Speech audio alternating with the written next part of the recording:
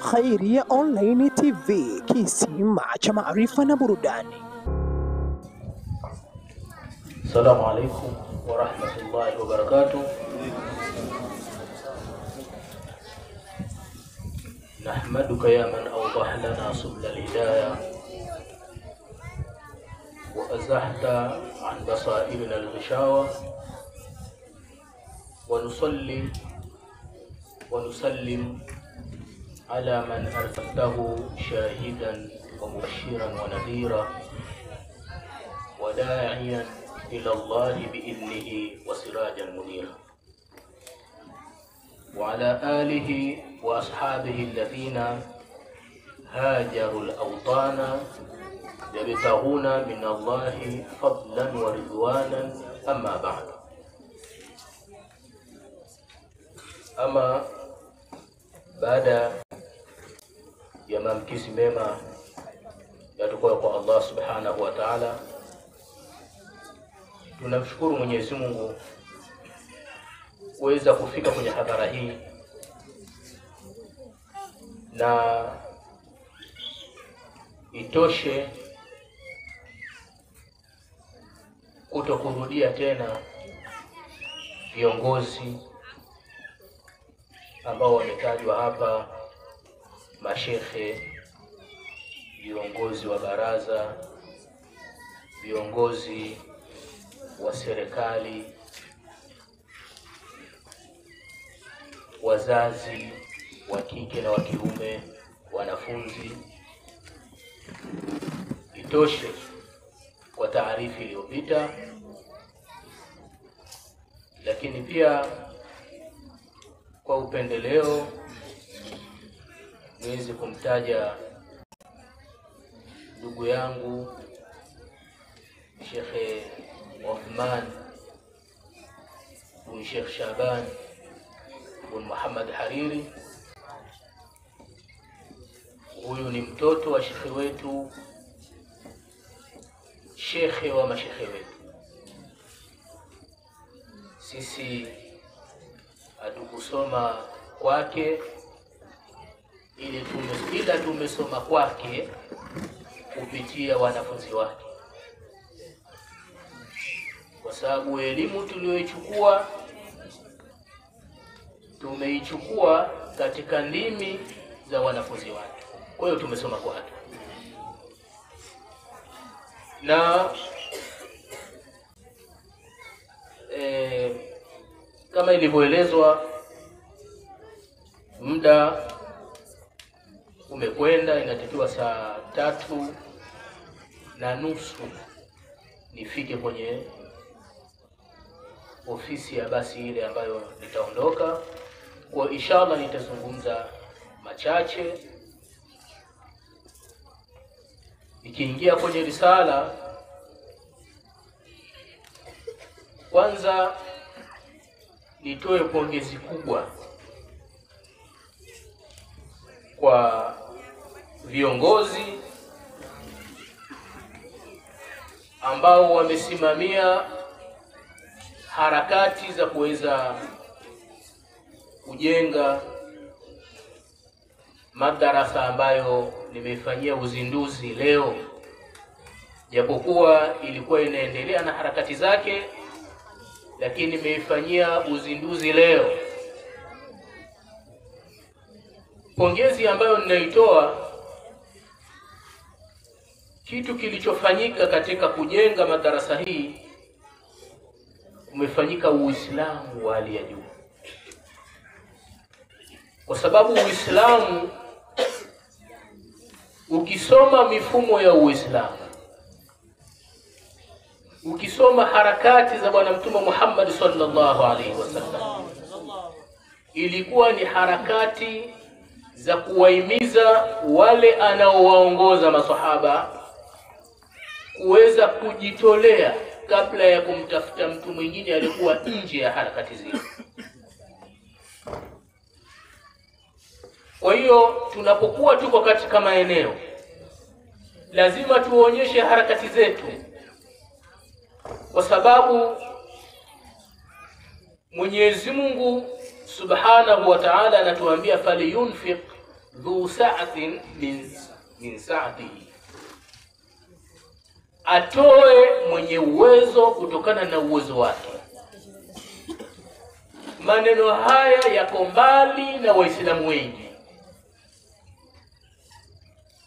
Waislamu wengi wao wanaona tunapotaka kujenga madarasa, tunapotaka kujenga msikiti, tunapotaka kufanya harakati zote za Uislamu kwamba ni kutafuta matajiri.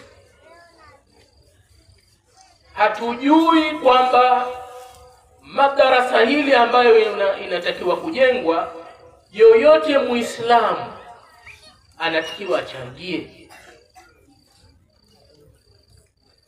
kuanzia 50, 100, 200, 1000. Sasa ndio maana unakuta harakati nyingi za Uislamu zinadumaa. Kwa sababu gani? Kwa kujiona kuna watu ni wafanyaji. Wakikosekana wale wafanyaji, jambo limelala. Lakini ndio maana nikatanguliza pongezi ile faliyunfiq dhu sa'atin min sa'atihi, imeeleweka sana hapa kama hatoe mwenye uwezo kutokana na uwezo wake. Kwa hiyo mkatoa, kanunua kiwanja milioni 9, mkajitahidi kujenga. Lakini kule kujenga kuna mafundi ambao walijitolea kwa kutoa gharama chache. Mwenyezi Mungu ni bingwa sana wa kusema. Mwenyezi Mungu aliposema faliyunfiq dhu sa'atin min sa'atihi, mbona maneno aliyosema? Amesema faliyunfiq dhu sa'atin, hakusema pesa. Maana yake mwenye upanafu wa nguvu afanye, mwenye pesa afanye, mwenye akili na maarifa afanye. Kama kuna watu ambao wakuchora ramani, wachora ramani bure, hiyo itakuwa ni nguvu yako. Kwa hiyo niliposikiliza risala nikaona watu wa maeneo haya wameitendea haki sana, faliyunfiq dhu sa'atin min sa'atihi. Lakini jambo la pili, ishara ya kufanya haya ni ishara ya kuwa kwamba mji huu, shauri huu, ni ishara kwamba mji huu wana uwezo wa kuanzisha mradi wa milioni 10. Ikiwa wameweza kujenga madarasa kwa milioni 13 na wana uwezo wa kuanzisha mradi wa shilingi milioni 10. Na hili pia ni jambo ambalo tumelisahau. Mara nyingi madarasa zetu zinakufa kwa sababu ya michango ya kila mwezi, kwamba wengine walimu wengine wanalipwa kwa michango ya mwezi ya watoto. Ikikosekana mwalimu hapati kitu. Wakati mwingine mwalimu analipwa kwa michango ya wazazi, ikikosekana mna kitu. Lakini tunasahau kwamba Uislamu umezungumzia uchumi.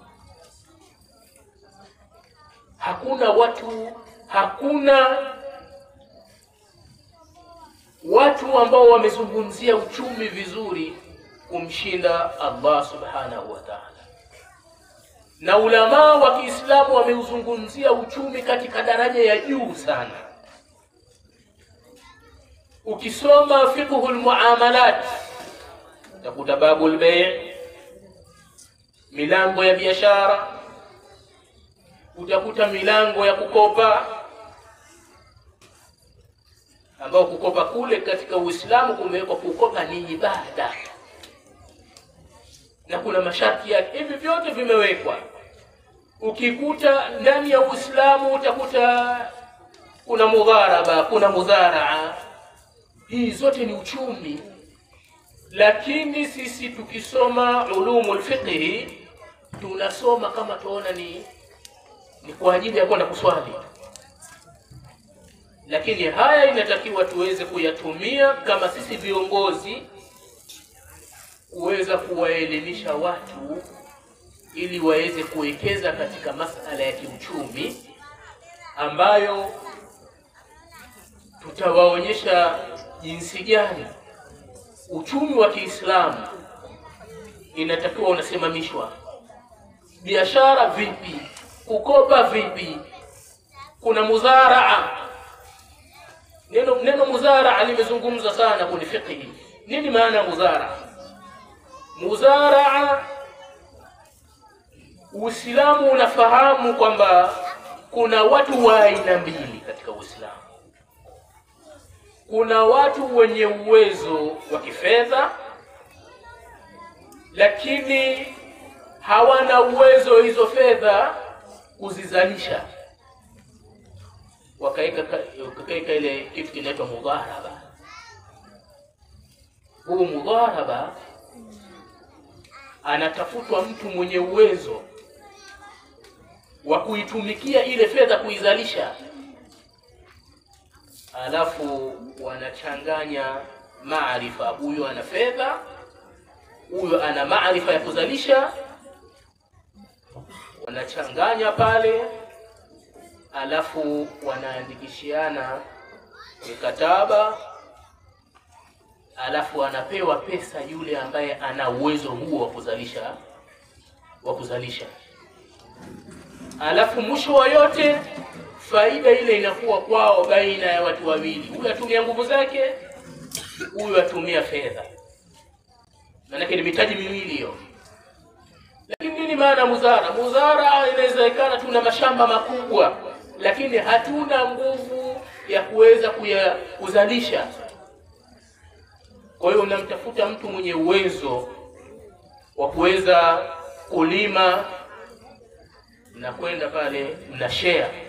Kwa hiyo kuna mambo mengi, mfano tu. Kwa hiyo nini maana yangu? Maana yangu lazima Waislamu tuweze kunyanyuka kiuchumi, na tuweze kunyanyuka kiuchumi bila kuanzisha mitaji yetu wenyewe. Kuanzia kidogo tunapanda mpaka tunakuwa na mitaji mikubwa. Kwa hiyo huu ni ushauri ambao ninautoa. Lazima ili tuweze kuendesha mambo yetu tunatakiwa tuweze kushughulikia suala zima la uchumi ambao limeelezwa kwa kiasi kikubwa sana. Fuqaha wameeleza uchumi kwa kiasi kikubwa sana. Mwenyezi Mungu pia ametueleza. Na kuna malengo ya uchumi wa Kiislamu, muda hautoshi kuzungumzia masuala hayo ya kiuchumi. Kwa hiyo huo ni ushauri ambao nimeutoa, na nimesema tu kwamba watu wanaweza kuanzisha uchumi wa milioni 10 huko, nimekwenda mbali sana. Kwa hiyo inatakiwa hizi fikra mkae nazo, ambazo kuona kwamba shekhi wetu ametushauri kwamba lazima tuwekeze katika uchumi, kwa sababu Uislamu unatakiwa ufanye mambo yake hiyo yenyewe. Kwa sababu Uislamu usipofanya mambo yake yenyewe itakuja fikia tutatumishwa. Kama unataka nisaidie, basi mimi nataka hivi. Kwa hiyo tutakwenda vile wanavyotaka wenye pesa. Na nikirudi katika risala pia kuna vitu ambavyo vimeviomba, basi inshallah vile ambavyo tutakuwa tuna uwezo navyo, inshallah tutamwomba Mwenyezi Mungu atuwezeshe na vile vile tutatumia nguvu pia za kuwashirikisha Waislamu wengine, Waislamu ambao watakuwa wana uwezo wa kufanya, tutawashirikisha wafanye, Mwenyezi Mungu akileta taufiki hiyo.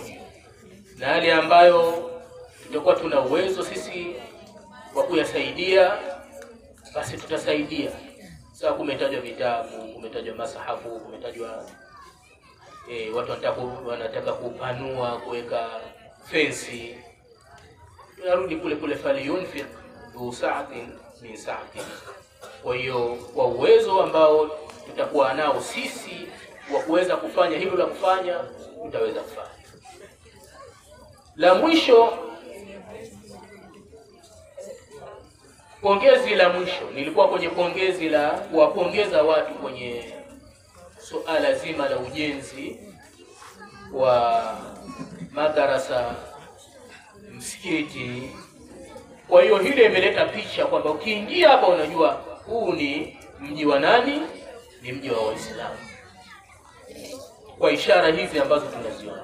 Lakini pili, napongeza kuweza kuwasimamia watoto katika malezi bora ya Uislamu. Kuwasimamia watoto katika malezi bora ya Uislamu ni kitu kikubwa kwa zama zetu hizi.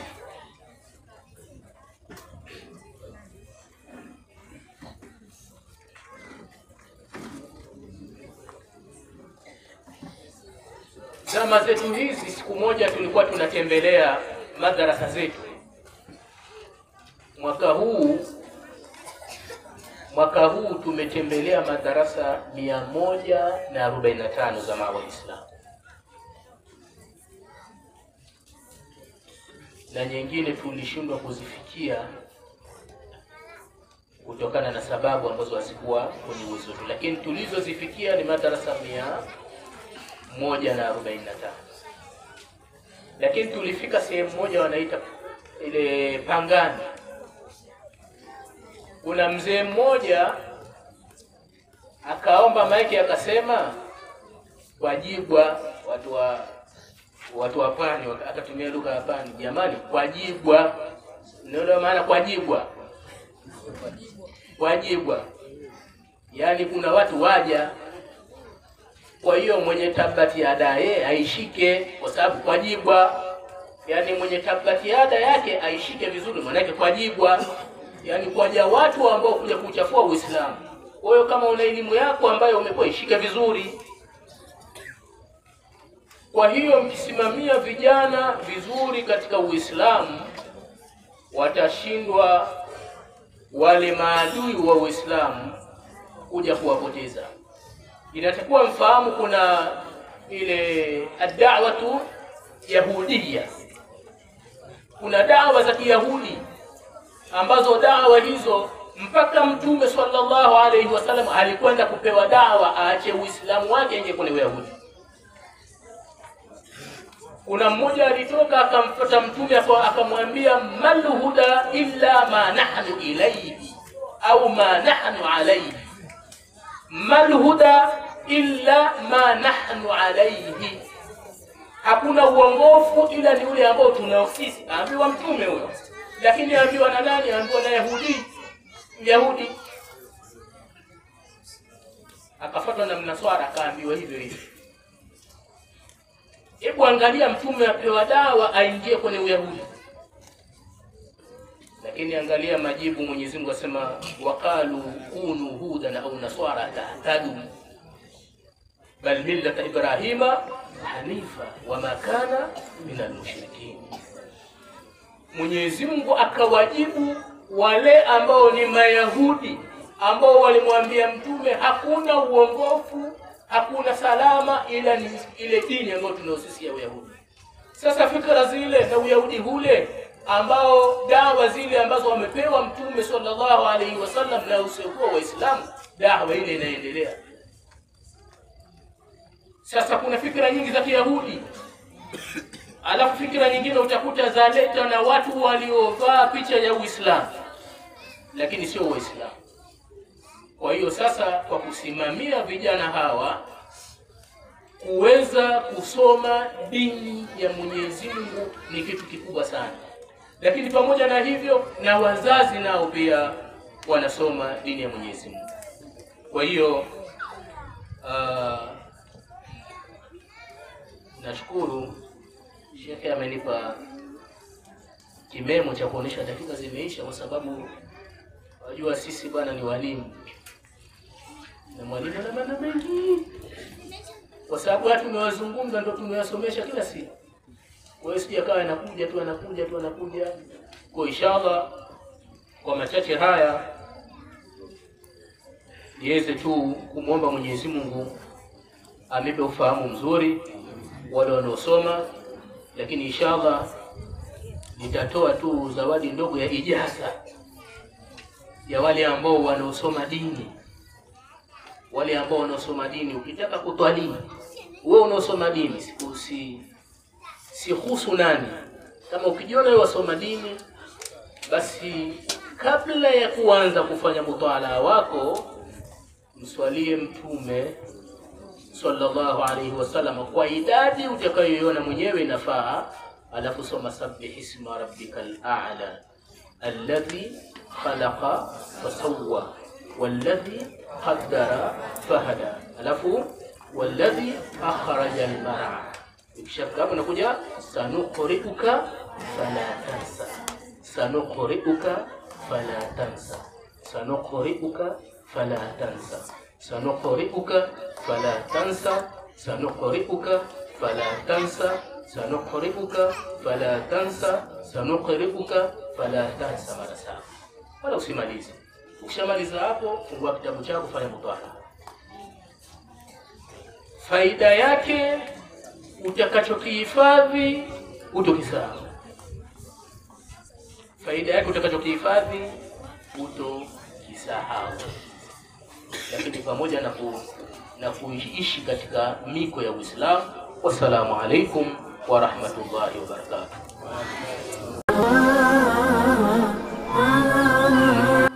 Khairia Online TV, kisima cha maarifa na burudani.